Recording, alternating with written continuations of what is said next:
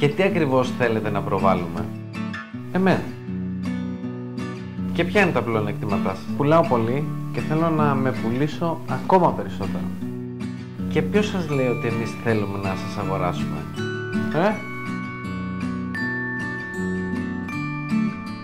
Ποιος? Έχουμε την τιμή και την Κατερίνα Τριγώνη μαζί. Διαφορετικά πράγματα, δεν πάνε μαζί αυτά τα δύο. Να μας πει ένα πάρα πολύ σημαντικό θέμα.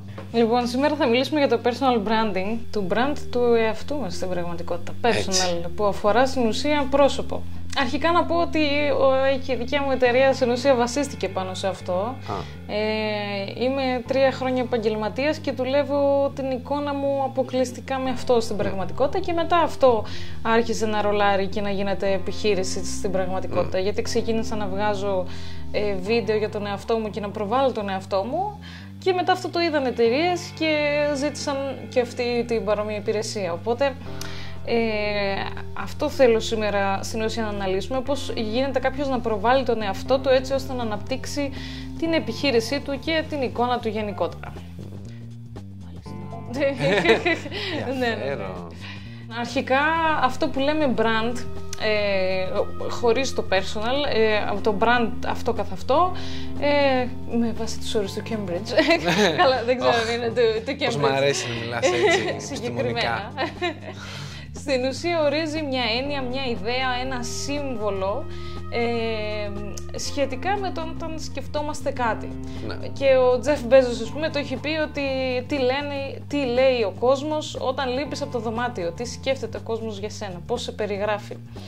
Οπότε αυτό που κάνει στο personal branding στην πραγματικότητα είναι να γνωρίζεις τόσο καλά τα δυνατά σου σημεία έτσι ώστε να ξέρεις να τα προβάλλεις με αυτόν τον τρόπο. Ναι. Οπότε όπως αντίστοιχα σε μια επιχείρηση έχεις κάτι να πουλήσεις, έτσι αντίστοιχα σε συγκεκριμένη περίπτωση πουλάς το δυνατό σημείο του εαυτού σου. Και μες εννοείται προβάλλεις και για ποιο λόγο να σε προτιμήσει κάποιος, είτε ως επαγγελματία είτε ως, ας πούμε, παρουσία, να θέλεις να βγάλεις ένα συγκεκριμένο ύφος. Για παράδειγμα, αν είσαι γλυκός άνθρωπος, θα προσελκύσεις και έτσι με το αντίστοιχο ύφος στο κοινό. Άμα είσαι σοβαρός επαγγελματίας, θα μπορείς να δείξεις το expertise σου με το να μιλάς γι' αυτό και να χρησιμοποιείς, ας πούμε, το δυνατό σημείο μπορεί να είναι ότι έχεις φέρει αποτέλεσματα στους πελάτες σου, οπότε το επικοινωνείς αυτό. Και έτσι όλο αυτό χτίζεται με μια σειρά από ερωτήσεις στην πραγματικότητα, που είναι έτσι λίγο αυτογνωσιακές. Μ' αρέσει πάρα πολύ αυτό το παιχνίδι, αυτογνωσίας. Ναι. Και όπως σε κάθε brand πρέπει να έχει ένα σκοπό και να αποσκοπεί στο να περάσουμε ένα συγκεκριμένο μήνυμα. Οπότε κάνουμε αυτό που λέμε ένα plan, όπως είναι το business plan, αντίστοιχα για την προβολή του εαυτού μας. Τι σημαίνει αυτό? Πού θα προβληθούμε με βάση το σε ποιον θέλει να φτάσει το μήνυμα, με ποιο τρόπο είμαι δυνατός να γράφω? Ωραία, θα γράψεις σε blog, θα γράφεις σε post, θα γράψεις βιβλίο, ας πούμε, και θα προβάλλεσαι μέσω αυτού.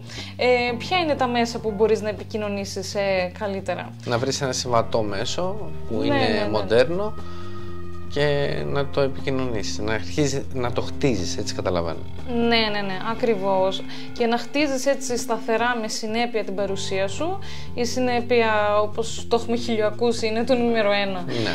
Σε οτιδήποτε αφορά να χτίσεις την online παρουσία σου, αλλά και offline θα έλεγα, και έτσι ώστε να σε ξέρει ο κόσμος. Και πόσα βίντεο πρέπει να κάνεις, ας πούμε, τη βδομάδα? Άμα μιλάμε συγκεκριμένα για βίντεο και δεν αναφερόμαστε γενικότερα για άλλα post σε άλλη μορφή κτλ. Το ιδανικό θα ήταν κάθε μέρα. Ναι, κάθε μέρα το ιδανικό. Εντάξει, λίγο πολύ βέβαια τα post έχουν και κείμενο. Ακόμα και τα post των βίντεο. Ναι, εννοείται. Και αυτά χρειάζονται το δικό τους κόνσεπτ και σενάριο από πίσω, δηλαδή δεν απέχει πάρα πολύ. Αλλά εφόσον θέλουμε να επικεντρωθούμε στο κομμάτι του βίντεο, αυτό που έχω δει, δηλαδή το μήνυμα που προσφέρουμε εμείς στους πελάτες μας, που ήταν σε αυτή την περίπτωση personal branding, τα ιδανικά αποτελέσματα τα έχουμε δει με μια ποσότητα, ας πούμε, 20 βίντεο το μήνα, που σημαίνει κάθε μέρα τις καθημερινές, ας πούμε, εκτός σουκού. Και είδαμε ότι αποδίδει πολύ καλά. Δηλαδή αυτό που λέμε οργανικά, χωρίς να ρίξει στην ουσία χρήματα για διαφήμιση, είδαμε να αποδίδει. Και πιάσαμε τα δυνατά σημεία, χτίσαμε θεματολογίες πάνω σε αυτά, στο ποια είναι η ειδικότητα του καθενός, οπότε όταν πιάναμε την κάμερα ήταν πολύ εύκολο να τα πει. Ήταν καλή προετοιμασία οπότε. Ναι, σίγουρα προετοιμάζεις τη θεματολογία για το να ξέρει ακριβώς, όχι ακριβώς αναγκαία, να ξέρει έστω στο περίπου πώς θα το προσεγγίσει και τι θα πούμε, και εμείς είμαστε πίσω από την κάμερα στην πραγματικότητα για να μπορέσουμε να καθοδηγήσουμε λίγο σε αυτό το κομμάτι, άμα μιλάμε συγκεκριμένα για αυτή την υπηρεσία. Οπότε, δηλαδή, Κατερίνα μου, 20 βίντεο το μήνα είναι ένα καλό νούμερο για να έχουμε μια παρουσία αξιοπρεπή, έτσι, στα social media. Αξιοπρεπή μπορούμε να έχουμε και με λιγότερα, εννοείται, σίγουρα. Και να έχουμε και αποτελέσματα και με 8 και με 12 βίντεο που λέει ο λόγος, αλλά εκεί θα πρέπει να ρίξετε χρήματα στη διαφήμιση, ας πούμε, έτσι ώστε να δείτε το maximum των αποτελεσμάτων. Εγώ μιλάω για αυτό που δεν χρειάζεται στην ουσία να επενδύσετε έξτρα χρήματα εκτός από αυτό της παραγωγής. Τέλεια, Κατερίνα. Θέλω να μας πεις τώρα αν αξίζει κάποιος να πληρώσει συνεργείο ή μπορεί, αγοράζοντας ένα καλό κινητό ή μια καλή κάμερα, να κάνει μια χαρά ένα personal brand. Λοιπόν, tricky question, λέμε. Στην πραγματικότητα, επειδή είναι βίντεο, μπορούν να πάνε όλα χάλια. Δηλαδή, κακός φωτισμός, κακός ήχος, και δυστυχώς θα χάσει, όσο και ενδιαφέρον να είναι το περιεχόμενο, θα χάσει αν δεν αντιπροσωπεύει την εικόνα. Δηλαδή, ο αλγόριθμος δεν θα το βοηθήσει σίγουρα.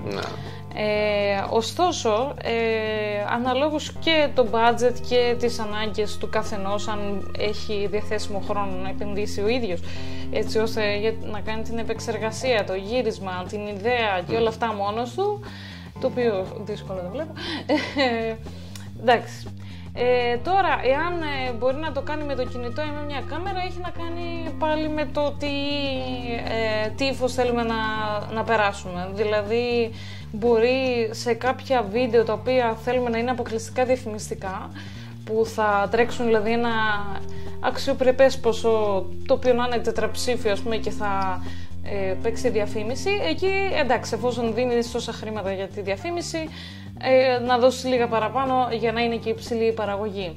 Και να είναι, ξέρω εγώ, να έχεις 1-2 το μήνα ή ανακαμπάνια να κάνεις ένα και να έχεις ένα το τρίμηνο, ας πούμε.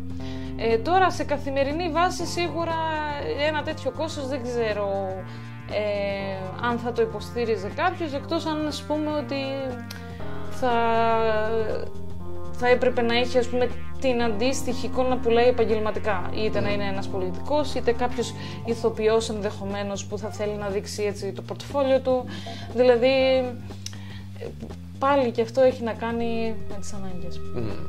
Θέλουμε να μας πεις τώρα το πώς διαχωρίζουμε το επαγγελματικό κομμάτι του personal branding με το προσωπικό. Δηλαδή πώς περνάμε από ένα personal brand σε μια εταιρεία. Σε μια εταιρεία ή στην επιχείρησή μας, ας πούμε. Ναι, ατομική μας επιχείρηση.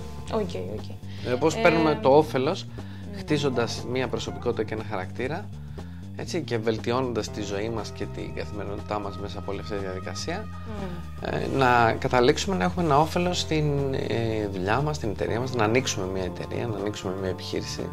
Ό,τι και να κάνεις, έχεις όφελος επαγγελματικά και επιχειρηματικά άμα έχεις παρουσία στο ίντερνετ. Ακόμα και που λέει ο λόγος νερό να πίνει. Όχι, εντάξει. Επαγγελματίας. Επαγγελματίας πότης νερού. Άνω το 18, παρακαλώ να βάλετε το βίντεο. Η πραγματικότητα είναι ότι εγώ, ας πούμε, έκανα χιουμοριστικά βιντεάκια για τον εαυτό μου και απλά έλεγα τις σκέψεις μου και αυτό το είδαν επαγγελματίες και τους άρεσε και τους λέει ωραία, μπορείς να κάνεις κάτι αντίστοιχο για το δικό μας, ας πούμε, τομέα. Και αυτό είναι ένα παράδειγμα που ακόμα και να μην μιλάς επαγγελματικά για αυτό που κάνεις, ας πούμε, και εγώ σπάνια αναφέρομαι για το ότι, ας πούμε, είμαι επαγγελματίας στο κομμάτι του βίντεο για short form κτλ. Αλλά επειδή έχω παρουσία στα social media και μιλάω γύρω από αυτό ή σχολιάζω χιουμοριστικά πράγματα με αυτή τη θεματολογία, τραβάω την προσοχή του κόσμου, ας πούμε, και μετά μπαίνει σε διαδικασία να με ψάξει, ας πούμε, και να βρει την εταιρεία μου και το προφίλ της εταιρείας μου και διάφορα άλλα. Η ιδανική ισορροπία τώρα δεν υπάρχει, είναι πραγματικότητα, αναλόγως στο τι θέλει να προβάλλει ο καθένας. Σίγουρα για να πεις ότι έχεις αποτελέσματα σαν επαγγελματία στο δικό σου κομμάτι, εντάξει, το ιδανικό θα ήταν να εξειδικευτείς κάπου και να μιλάς μόνο γι' αυτό, έτσι ώστε ο κόσμος να σε μάθει για αυτό το πράγμα. Αλλά ξαναλέω ότι όπως και να έχει, άμα έχεις μια καλή παρουσία στα social media, μπορεί μόνο και μόνο από αυτό να υποφεληθείς. Ναι. Ωραία, πες μας δηλαδή κάποια βήματα όσον αφορά το influencing και όλο αυτό που κάνουν, ξέρεις, που διαδίδουν πράγματα μέσω των social και κάνουν και κληρώσεις και κάνουν και... Δεν θα έλεγα ότι είναι η εξειδικευσή μου. Κυρίως απευθύνομαι στους επαγγελματίες που προβάλλουν τη δουλειά τους μέσα από αυτό που κάνουν, αλλά και τα άτομα τα οποία απλά προβάλλουν την καθημερινότητά τους και την προσωπικότητά τους κτλ. Έχουμε δει με τα ίδια μας μάτια να εμφανίζονται επαγγελματικές ευκαιρίες και ναι, μέσα σε αυτές είναι να έχουν χορηγούς, να προβάλλουν κάποια προϊόντα. Πολλές φορές δημιουργούν και προϊόντα πάνω στο όνομά τους, γιατί έχουν χτίσει ένα τόσο δυνατό όνομα, οπότε που λέει λόγος μπορούν να πουλήσουν και παγάκια σε σκυμμούς. Ναι, είναι απίστευτο αυτό το κομμάτι που λέμε influencing και πώς πραγματικά μπορείς να επηρεάσεις ένα τομέα.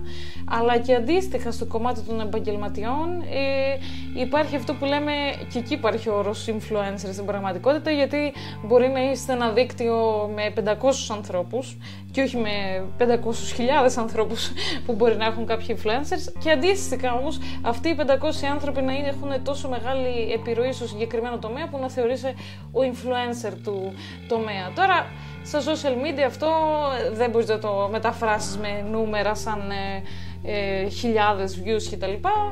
Αλλά σίγουρα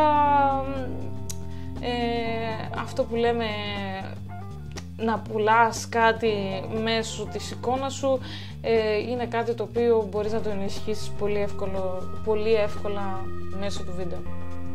Πώς λειτουργεί όλη αυτή η διαδικασία στο να βελτιωθούμε, να μπούμε σε μια κατάσταση πιο ενεργητική και να κυνηγήσουμε έτσι τα όνειρά μας, γιατί μας είπες κάτι για αυτοβελτίωση κλπ.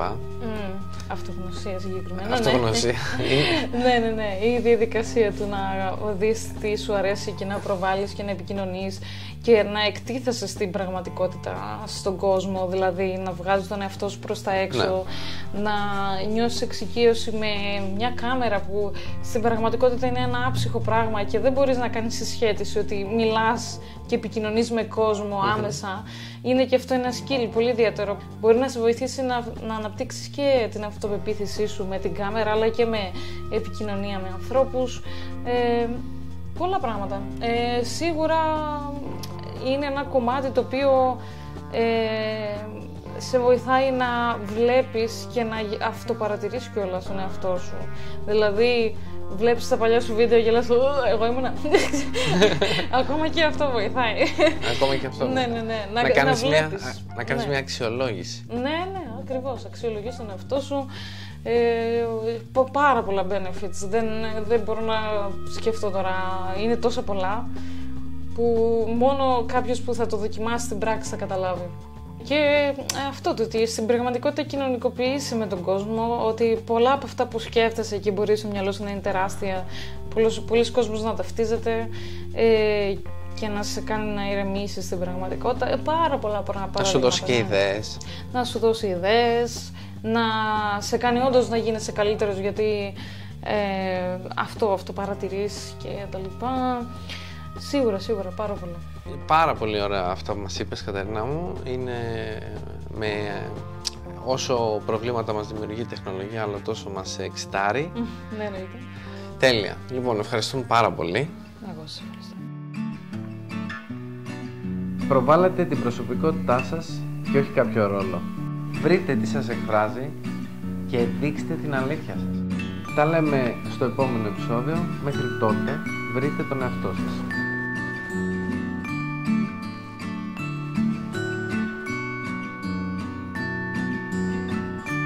Κάντε like, share, comment, subscribe.